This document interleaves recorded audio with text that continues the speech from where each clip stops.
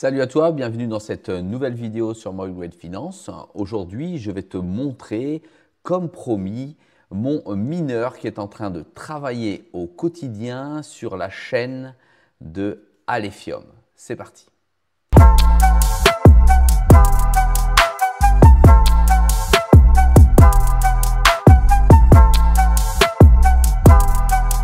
Allez, sois le bienvenu dans cette vidéo. Je vais te montrer mon compte, mon mineur, t'expliquer comment il fonctionne, t'expliquer combien je gagne tous les jours, combien je vais gagner dans une projection à 1 an ou à 2 ans si le taux de H reste le même, ce qui est totalement impossible. Et je vais te montrer combien cela m'a coûté. Il s'agit donc de la blockchain Alephium en Proof of Work. Cela signifie que nous avons besoin d'un mineur pour sécuriser la blockchain et valider les différentes transactions. Si ça vous intéresse, suivez cette vidéo, je vous explique comment j'ai fait.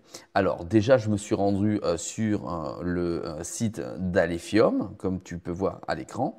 Et puis, j'ai étudié le projet, voir si celui-ci m'intéressait ou pas. D'ailleurs, il y a une vidéo à cet effet sur ma chaîne si cela t'intéresse. Sinon, tu peux très bien te rendre sur une autre chaîne pour comprendre et mieux connaître le projet Alephium. Pour moi, c'est un projet en Proof of Work. C'est ça qui m'a intéressé à l'intérieur et c'est pour ça que j'ai fait cette fameuse analyse et regard du produit. J'ai donc cherché ensuite la possibilité d'acheter une machine pour pouvoir me mettre à miner. Si tu as suivi déjà les vidéos par les passés, tu sais que je me suis rendu sur le site Circle H, dont d'ailleurs au passage tu as en deçà de la vidéo un lien d'affiliation ou un lien de référence et de recommandation. Je ne sais pas à quoi il sert, mais je crois que tu peux obtenir 10 $ de moins sur une machine. Enfin, clique et vas-y, il ne sert pas à ça forcément. Il sert surtout à pouvoir atterrir sur le bon site pour ne pas te faire arnaquer. Je suis donc allé sur ce site, j'ai ouvert un compte et à moi, c'est offert deux possibilités. Première possibilité, acheter une machine pour miner le ALF et la recevoir chez moi. Et à ce moment-là, la brancher directement sur la blockchain, c'est-à-dire télécharger la blockchain, la brancher sur Internet et la brancher dans une prise de courant à la maison. Et en fonction de la machine, il existe des machines bruyantes ou des machines silencieuses. Mais à ce moment-là, le coût de l'électricité est à ma charge totale et je viens la déduire des jetons qui sont produits donc en commission par la machine. Deuxième solution, c'est celle que j'ai choisie, que j'ai déjà expliquée dans une vidéo.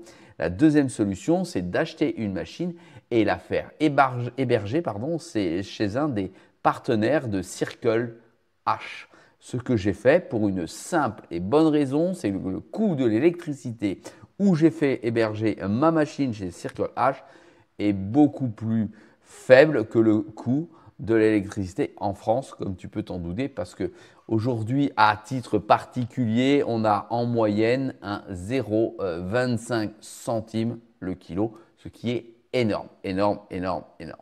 Alors, je me suis rendu sur le site. Sur le site, il y a plusieurs machines qui sont proposées.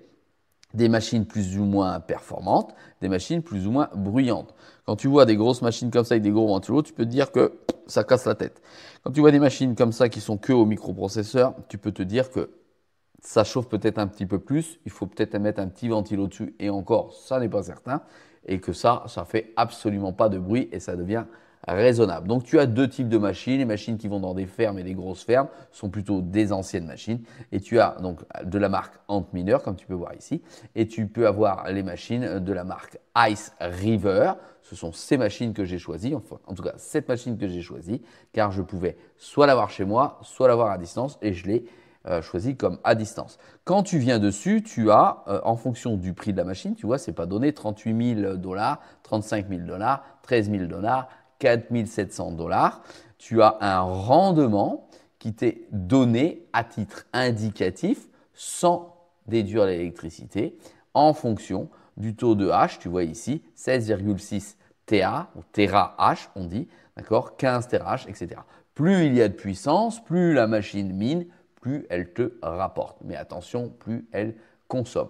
J'ai donc comme ça parcouru le site internet et j'ai à ce moment-là choisi une petite machine qui a 400 GH.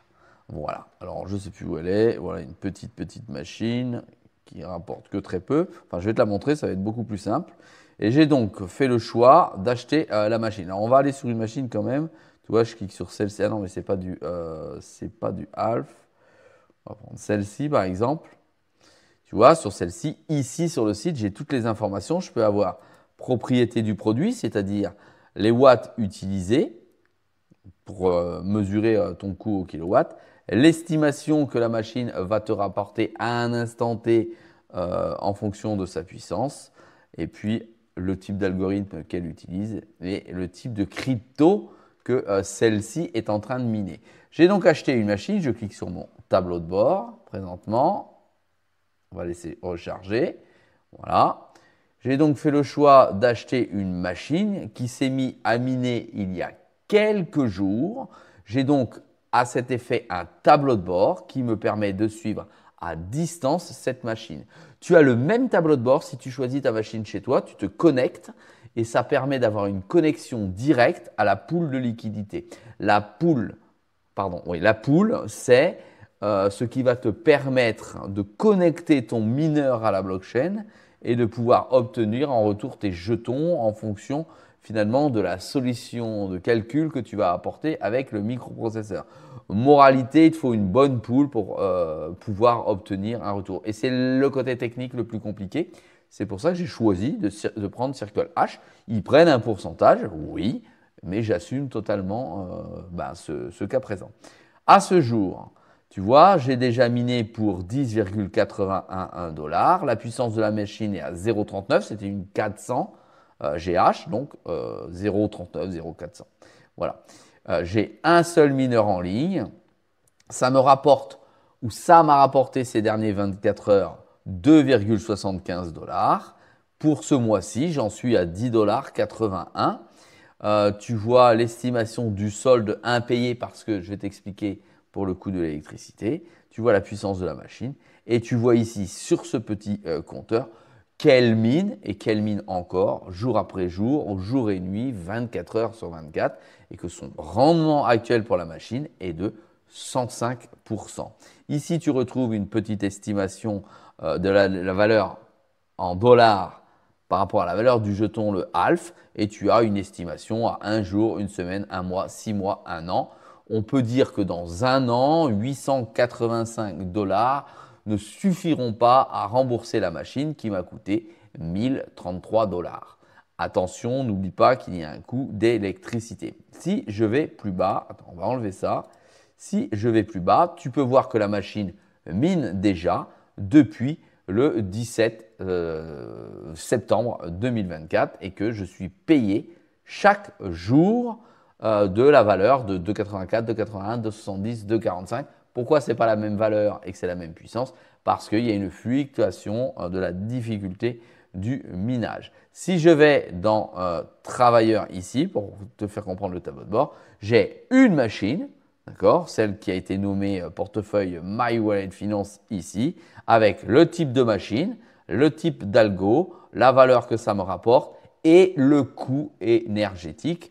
Tu peux voir qu'elle m'a coûté 7 centimes d'US dollar en énergie jusqu'à présent. Autant te dire absolument rien. En plus, j'ai pas de bruit et j'ai absolument pas de maintenance. C'est pour ça que j'ai choisi ce type de machine.